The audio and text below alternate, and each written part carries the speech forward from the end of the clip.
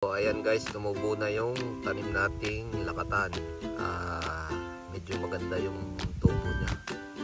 Itong lakatan na ito ay nagmula pa kay Ga Agri TV from Mindanao.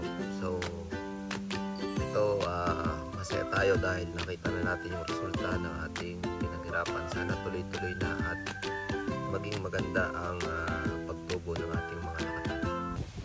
So ito guys, itong areang ito pinaklearing natin. So ang plano ko dito ay punuin ng lakatan. So ngayon ang tanim nito ay puro saba. So 2 hektarya ito.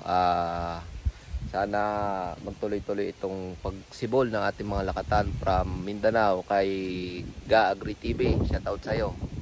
Salamat sa magandang binhi na ipinadala mo sa akin at sana ay maging successful din ako sa paglalakatan dahil ito naman ang ating gustong mangyari. At sabi ko nga guys, sa mga gustong sumubok, tuloy-tuloy nyo lang. Kung magtanim kayo, namatay, magtanim uli kayo, huwag kayong susuko. Kung pagod kayo, magpahinga kayo, diretso lang tayo sa laban natin. So dito guys, sa total area ko na planong i-convert ng lakatan, ang mga tanim ko dito ay lansones, rambutan, may niyog din. So ang ginawa ko dito ay gusto ko nang palitan yung mga saba ng lakatan dahil nga nakikita ko na mas malaki ang magiging income natin sa lakatan compare sa mga saba na medyo mura pag binenta. Pero okay din naman, kaya nga lang ang problema ko dito sa mga saba pagdating ng tag-araw ay medyo tigasin na yung laman at mahirap nang mabenta sa market natin. So ito, ikutin natin ang ating umpisa. So nag-start ako dito sa paglalakatan. Bumili ako kay Ga Agri TV na from Mindanao ng 200 similya ng lakatan at may kaunting bonus naman na binigay na 10 binhi.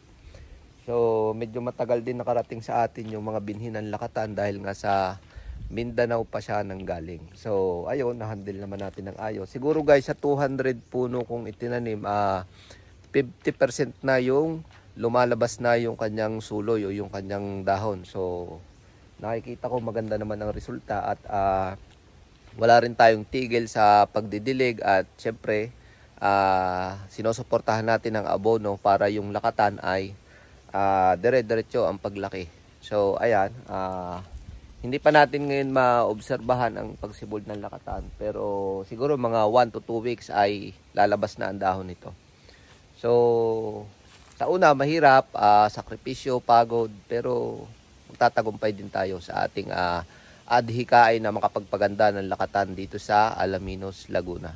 So naniniwala naman ako na kaya natin gawin at wala naman tayong sinusukuan pagdating sa bagay na pagkakakitaan. Dahil sabi ko nga sa inyo, kung magpilman tayo sa una, sa pangalawa, pangatlo, hanggang 1,000 beses gawin nyo, huwag kayong susuko, makakamit nyo rin yung tagumpay na gusto nyo mangyari.